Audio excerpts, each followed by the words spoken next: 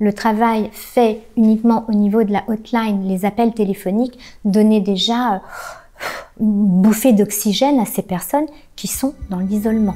Des mamans qui appellent parce qu'elles ne savent pas comment gérer, quoi faire avec leurs enfants qui ont des crises de panique, qui ont peur des sirènes incessantes. Elles sont effrayées.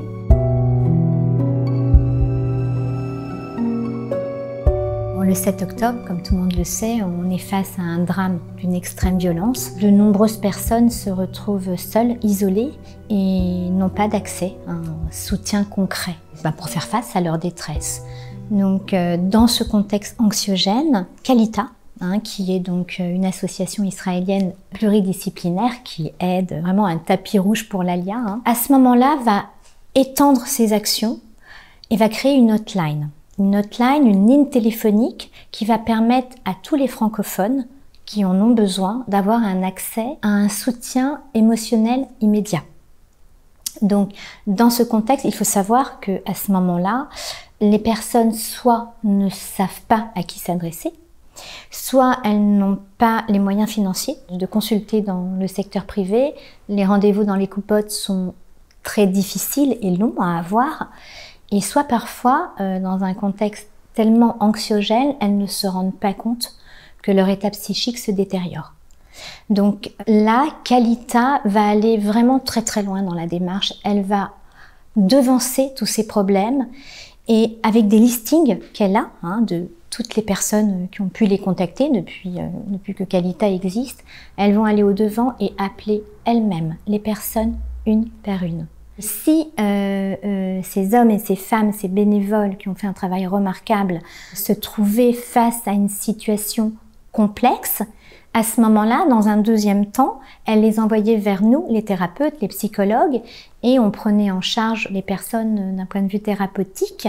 Mais le travail fait uniquement au niveau de la hotline, les appels téléphoniques, donnait déjà une bouffée d'oxygène à ces personnes qui sont dans l'isolement. Kalita, qui a le souci vraiment d'aider la population francophone, aide également ses bénévoles, ces hommes et ces femmes qui étaient quand même en première ligne pour recevoir la douleur, les pleurs, la détresse, tout ce qu'elles pouvaient entendre. C'est ça qui s'est passé sur cette hotline, c'est ça ce qu'on entendait? Oui, c'est ce qui s'est passé. Elles recevaient des appels où elles appelaient les gens pour savoir comment ils se trouvaient, comment ils étaient. Et à ce moment-là, oui, elles entendaient leur détresse.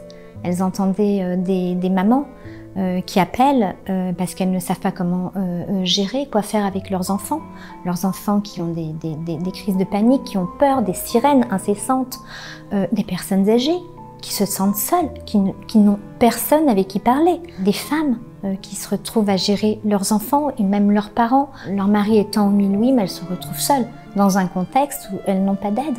Et elles se sentent même impuissantes, elles sont effrayées. Également des personnes, Cathy, qui ont été déplacées, avec toutes les conséquences que ça peut engendrer. Également des francophones, des Français à l'étranger qui ont tout d'un coup une identité juive là, qui éclate et qui se sentent mal, qui sont terrorisés, qui ont besoin d'être avec nous, qui ont besoin de se sentir ici avec nous et qui appellent aussi la hotline. Elles avaient besoin déjà de liens, elles avaient besoin d'une présence, elles avaient besoin d'être entendues, elles avaient besoin à ce que leur douleur trouve un moment, un apaisement, que leurs émotions redescendent pour retrouver une vie quasi normale, pour pouvoir être actives, pour pouvoir gérer ou leurs enfants ou leur famille, pour pouvoir travailler. Voilà, elles avaient vraiment besoin d'un soutien. J'ai vu des résultats concrets. J'ai encore une jeune maman qui m'a appelée dernièrement. Elle était, je ne donne pas son nom, elle était sur un axe de séparation, de divorce.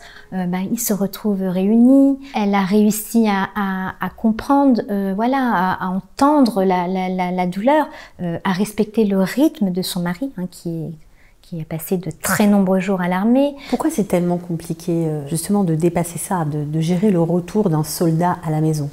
Parce qu'il arrive du front, où il voit des choses très difficiles, de rentrer après dans un contexte familial avec une norme il ne fait pas tout de suite voilà, le passage. Il y a des choses qui sont très difficiles, des bruits qui sont difficiles à entendre. Certains ne pouvaient pas entendre leur enfant pleurer.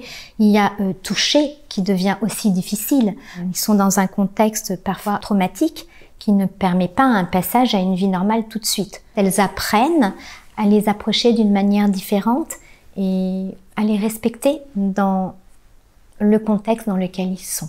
Ça sauve des vies, ça sauve des familles, ça permet à des personnes de rebondir, de vivre, de sourire.